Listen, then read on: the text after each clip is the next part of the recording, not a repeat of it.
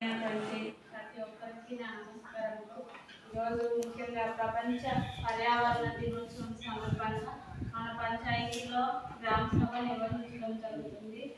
దీని main agenda వచ్చేసి గ్రామ పరిశుభ్రత, గ్రామంలో పారిశుద్ధ్య పరిస్థితులు, సమీక్ష, చెత్త సేకరణ మరియు వ్యర్థాల నిర్వహణ,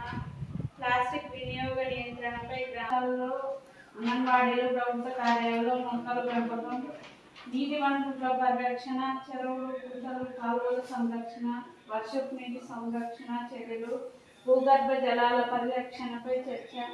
నేను ప్లాస్టిక్ రహిత గ్రామంగా మన పంచాయతీని తీర్చిదిద్దాలనేసి దీనిలో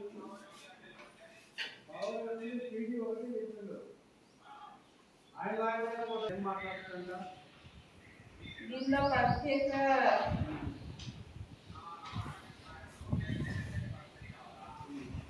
గ్రామ హరిత ప్రణాళిక, గ్రామంలోని ఖాళీ స్థలాల్లో మొక్కల పెంపకం, రహదారుల వెంట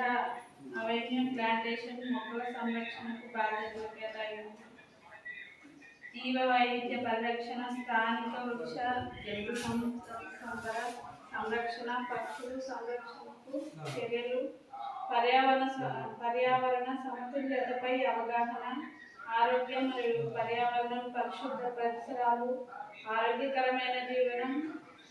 దోమల నివారణ చర్యలు, నీటి ద్వారా వ్యాపించే వ్యాధుల నియంత్రణ,